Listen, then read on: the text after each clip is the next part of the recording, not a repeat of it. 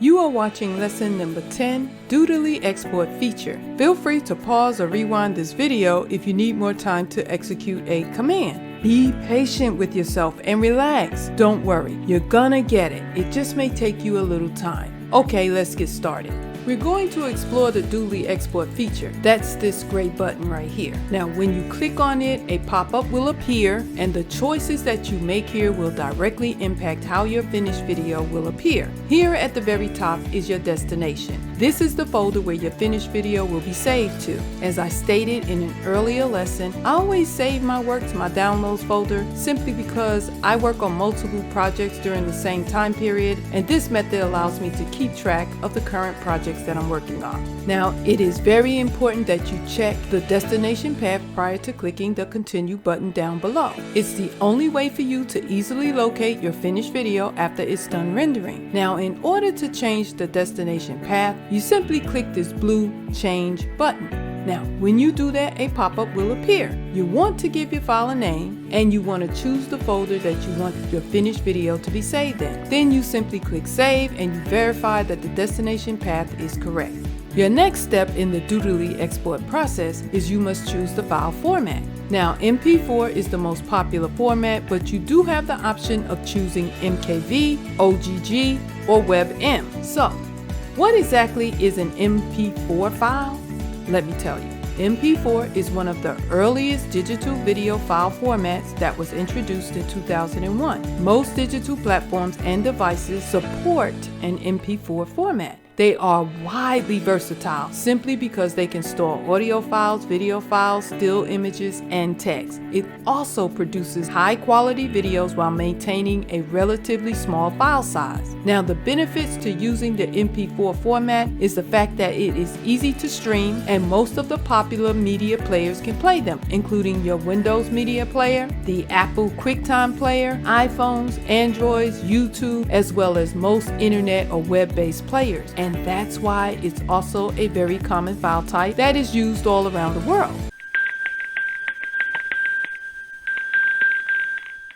Hi everybody, Kellyanne here. Now you can watch each of these videos at videocaboose.com, where they are neatly organized for you into one continuous tutorial, and that makes it super easy for you to pick up where you left off. If you still need to purchase the Doodly software, I placed the link down in the description box. Click on it. All of my videos are free to share on social media channels by clicking the share button. And oh yeah, don't forget to click the subscribe button. Alright, let's get back to work.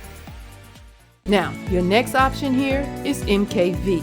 MKV file format, it incorporates audio, video, and subtitles in a single file. It's widely popular for storing movies. It has a relatively small file size with good quality footage. However, MKV may not work on some devices, and you cannot upload them to YouTube. Also, they are hard to stream, so you have to consider that before choosing this option. Then there is the OGG. Now, OGG is an open source file format for multimedia. It can contain music, video, text, and metadata, and it is optimized for streaming content. Now, personally, I only export my videos using MP4 format. However, you must use whichever format is best suited for your application. Below all of that is settings.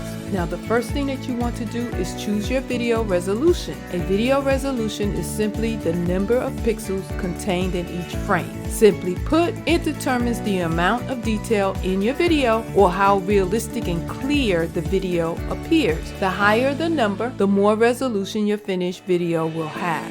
Now, by default, 480p is selected. If you want to change that, simply click on this drop-down arrow and more choices will be made available to you. If you would like your video to have settings that you don't see listed here, simply select Custom, and when you do, you will have the option to type in your own width and your own height that you would like for your video to be rendered in. Now, just below that is the option to constrain aspect ratio. Click this box to add a check mark if this is a feature that you would like to use. Now, this field right here allows you to choose the FPS for your video. FPS stands for frames per second. 30 and 60 are the two most popular options used as of today. But feel free to choose whichever option works best for you. And finally, you must choose what quality that you want your videos to be rendered in. If you click on the drop down arrow, you will be able to see all of your options. Now, I get asked all the time what settings is best to use when using the Doodly Export feature, and my answer is always the same: I don't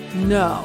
Everybody have their own individual circumstances and preferences when it comes to creating videos. However, I will share with you what settings that I use when I'm exporting my own videos. My settings almost never change because I'm pleased with how the final version of my videos look.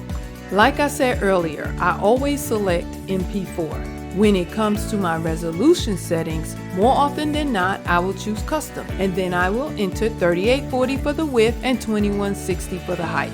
Now, these are the settings for 4K videos, and I always check the constrained aspect ratio box. I render my videos with 30 FPS, and I always choose maximum quality. Again, these are my personal default selections. You must make your own selections based on your own personal preferences. Finally, when you've completed everything, click continue and your video will start the rendering process. Now, there is a word of caution because there is a caveat to the Doodly Export feature. You ready? Here it is. How fast your video is finished exporting is directly related to how fast, or in some cases, how slow your internet speed is. What am I saying? I am saying that if you have slow or spotty internet service at the time that you are trying to render a video, it can take an hour or longer for that video to finish rendering. However, if you have very good internet service and you have very fast uploads and download speeds, then your video will be finished probably within a few minutes. Now, for all of those who have slow or spotty service, don't get frustrated. Just work on something else while your video is rendering. If your speed is super slow, you can always export your video before bedtime and it'll be ready for you when you wake up in the morning. Why am I making this suggestion? Simply because when I first started with Doodly, I lived in an area that had horribly slow internet service, and there was nothing I can do about it because it was just hard to get internet service in that area. And so what I would do is I would do all of my script writing and I would put everything together, and then I would record my voiceover, but I would render the video either in the evening while I was watching my favorite TV shows, or I would just render it when I was getting ready to go to bed, and then when I woke up in the morning, everything was done. I had to find a way to work around that problem because it was either give up on doing work that I loved and enjoyed doing and that I was very good at, or find a solution and work around it. So if you have spotty internet, be patient with yourself. Don't get frustrated.